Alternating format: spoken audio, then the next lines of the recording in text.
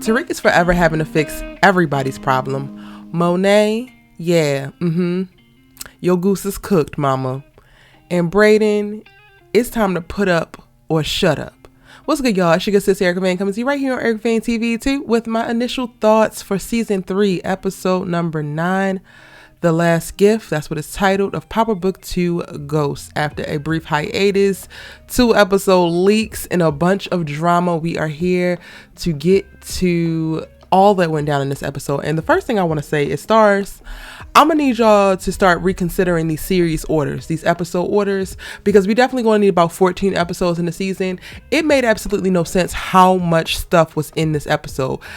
Things kept happening and I just knew that was the end and that was going to be the cliffhanger. Like at least 4 times things happened towards the end of the episode that could have been the very end of the episode, and the episode just kept going.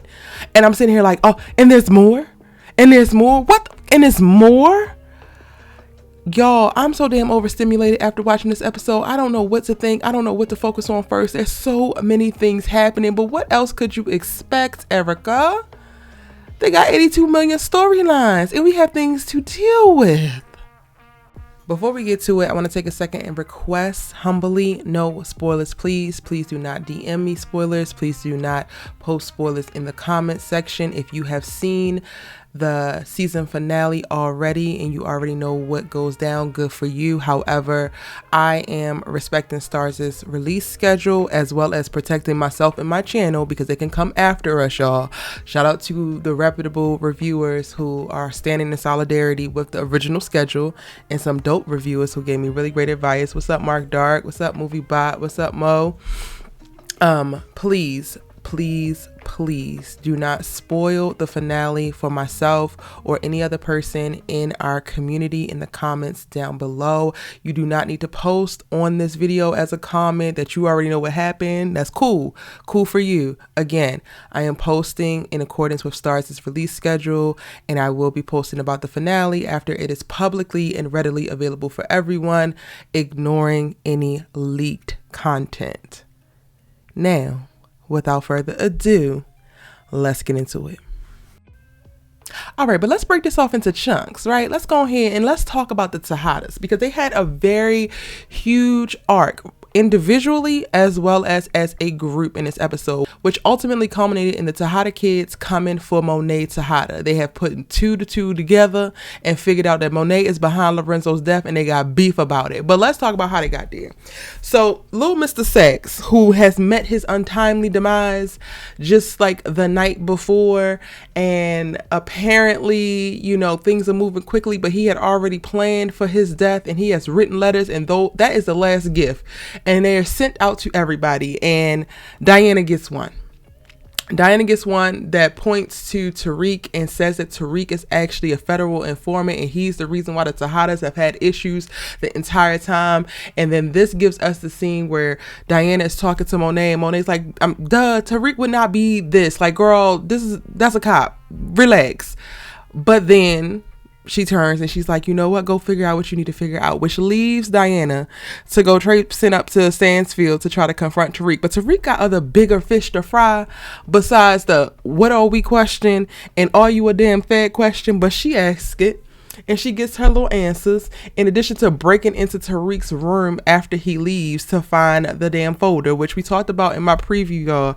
We saw that she was going to find the file that linked Poppy to Zeke's murder by Whitman in Tariq's room, and basically Tariq took that from Davis in the hopes of being able to hide it so that nobody would be able to link it back to Davis and be able to knock that damn domino over. Because at this point they are all in a glass house and nothing but stones are all around, and at any given point something can shatter the whole thing. So originally Tariq took it because of that. He was going to figure out how to hide it or plan it or do whatever so that they can spin the possession of this file and Whitman's death and all of that. But he never really got to that point because Diana goes snooping before that. And then he has other fish to fry, like telling Brayden to go kill Lucas and dealing with trying to get Obi's people's a green card and getting an extension from Noma. Like, Tariq has so many things going on in this episode, aside from Kane whooping his ass at the top of the episode. But we focusing on the Tejadas right now. Diana, after sliding out the whole question to Tariq of like, are you working for the feds? And then he, of course, confronts her that like, I don't have time for this bullshit, girl. And she realizes that. Then she's like, well, I want to leave. I got to go. But where would that leave us? Tariq looks at this girl and tells her, do what you got to do for you.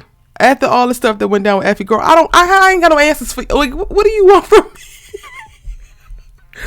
And I kind of felt kind of bad for Diana, y'all, because this little girl just want to be loved so bad. She just want to be held. What are we? Where does that leave us? Diana, y'all had drunk sex after your father's repast, girl.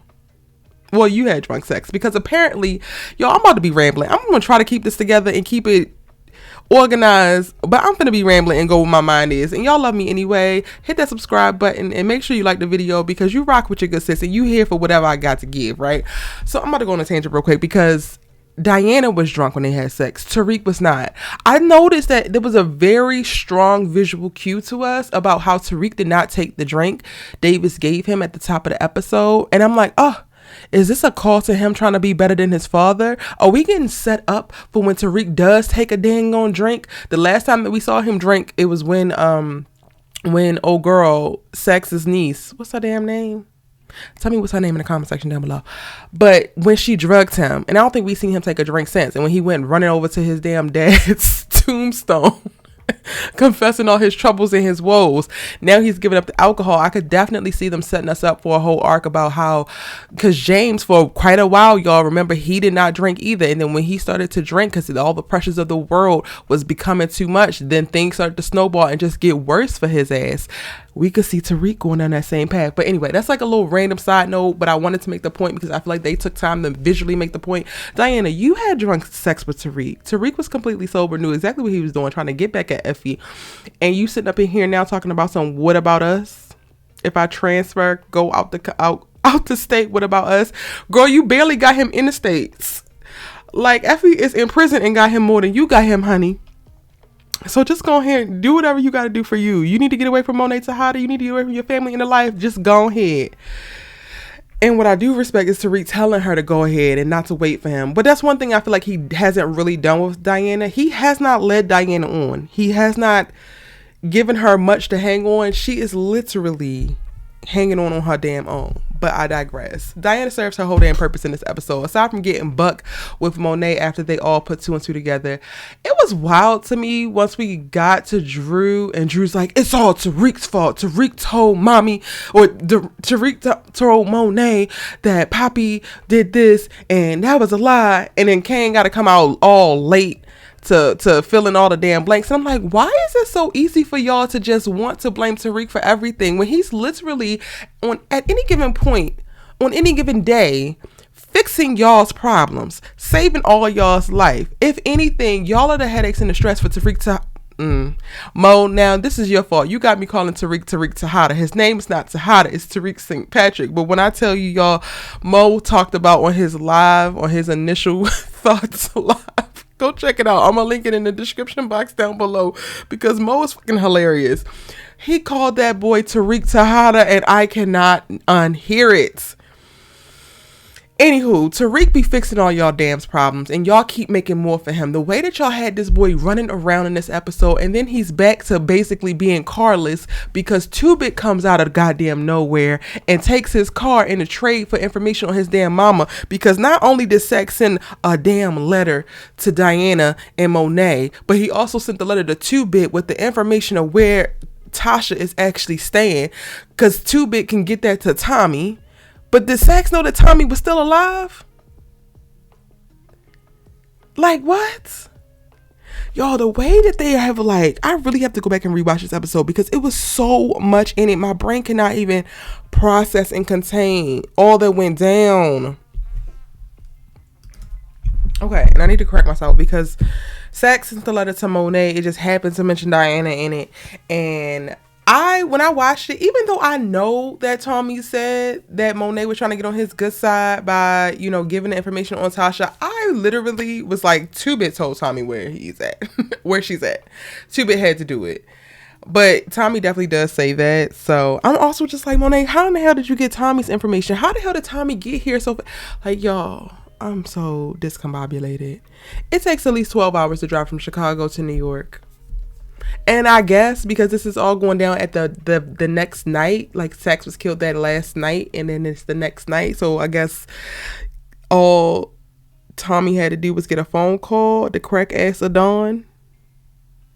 Is that when they was reading these damn letters? You know what? I'm going to go ahead and keep suspending my, disbelief and imagination just so that stuff can fit. But might as well go ahead and talk about Tommy. Tommy pops up in this episode. Tasha pops up in this episode. Estelle's in this episode. Ooh, yes, it's in this episode. Not them having me short circuit, y'all, because it's so much that went down. Tommy is still trying to kill Tasha, and I'm just like, for why? Yeah, she lied on the stand. Yeah, she killed Keisha, but okay. And Tommy, you gonna have to go ahead and LIG this one, baby. You gonna have to let it go because enough is enough. Everybody is dead, and I saw something on Twitter, and now I cannot unsee it. If Tasha would have let Tariq shoot Tommy when that little FBI agent came in and started taking shots at him and distracted him, and Tariq was about to put 2 hot ones in Tommy because he got the drop on him, but Tasha hit him over the head before he could do that. If Tasha would have let Tariq shoot Tommy, then he would have literally been responsible for Ghost's death, Kanan's death, and Tommy's death. And somehow I'm still rooting for him. How is that possible? Why do I still want Tariq St. Patrick to win? But that doesn't happen. He ends up at the hospital by the end of the day.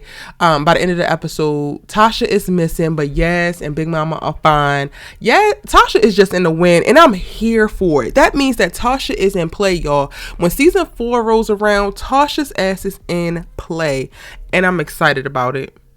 I'm very excited about it. It makes sense in reference to them moving up their production schedule because they started shooting season 4 in January. And I was like, dang, that's really, really quick because they haven't even finished season 3. But that makes sense because y'all know that Naturi is pregnant or was pregnant. I think she recently had the baby. So it would have made sense for them trying to get her scenes in first up. But y'all, let me focus. Clearly, it's so much going on and I can't keep everything straight. So that goes down. We have an epic moment there, and I think that we're going to still continue to see the fallout from that. We're going to get more of Tommy in next week's episode. I don't know if we're going to get Tasha or if they're going to save her until season 4, but I'm hoping so. I love the original Power vibes that come with additional characters from the original pop up, like Saxe being gone and seeing him in the morgue, y'all.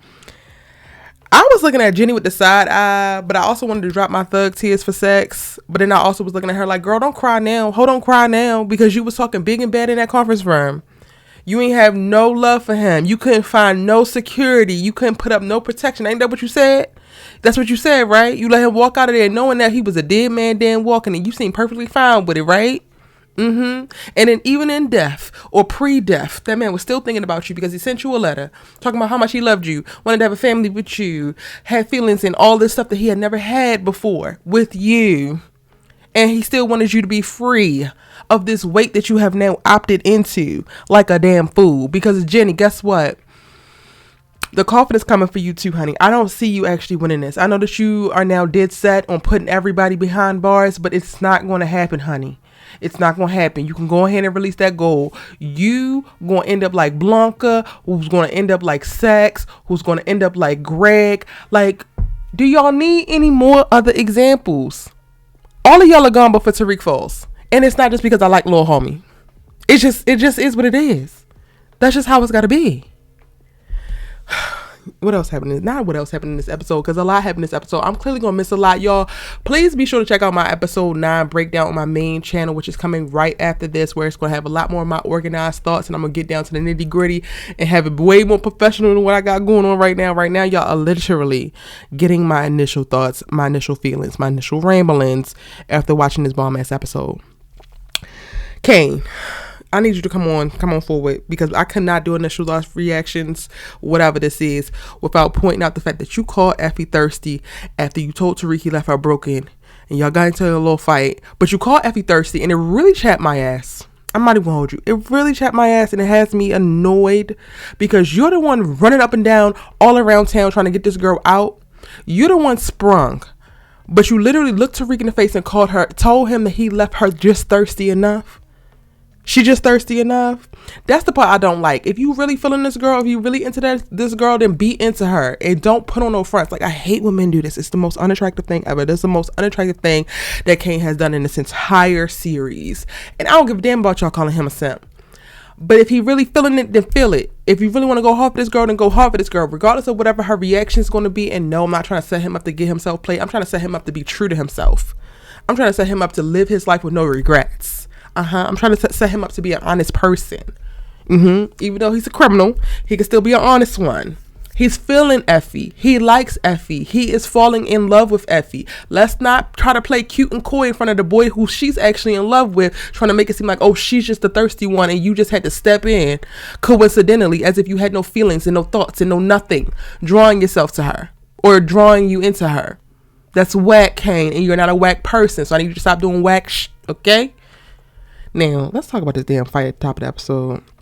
Because I did not have on my bingo card for them to start episode 9 off with Tariq and Kane finally coming face to face and Tariq confronting Kane about how he is so obsessed with him.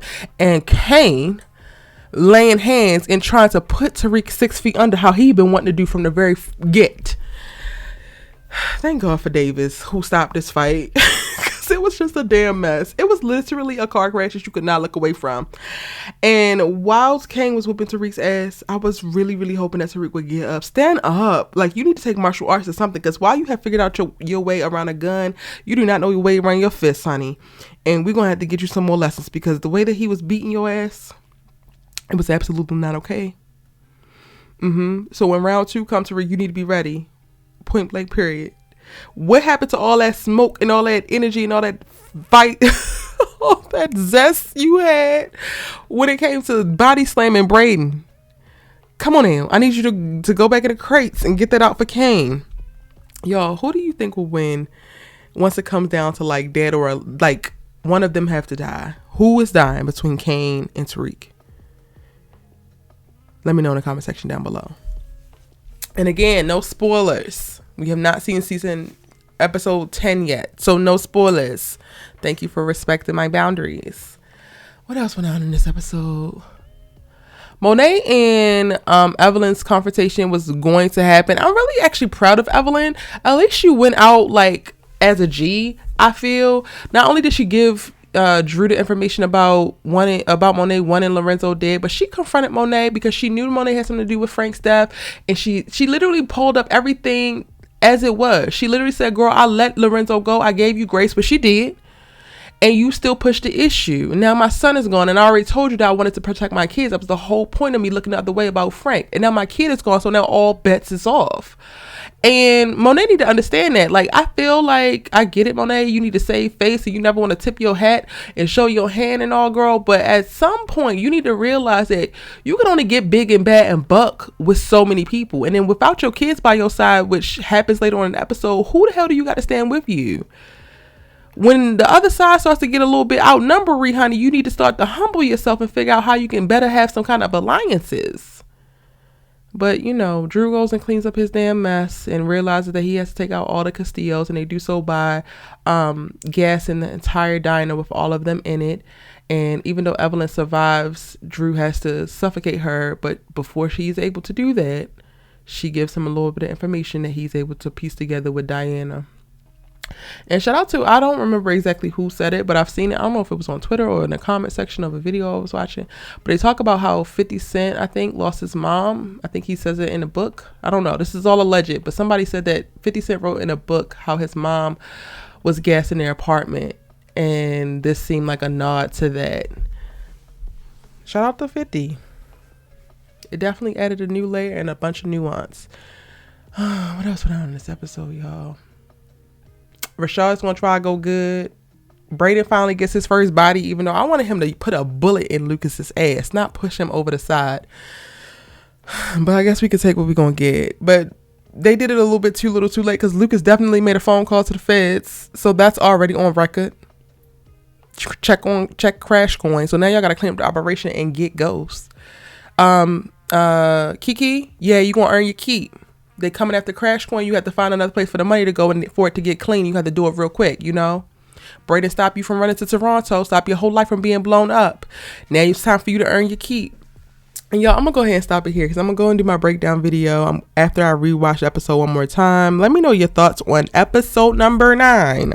Again, no spoilers for episode 10, but episode number 9, tell me all your thoughts, feelings, predictions, everything in the comment section down below. It's your good sis you love to talk TV with. Thank you for checking out my initial thoughts video. I will link to my episode 9 breakdown as soon as that is up. Be sure to hit that subscribe button and turn on your bell notification so you don't miss out on any of my videos. I love you guys. See you in the next one.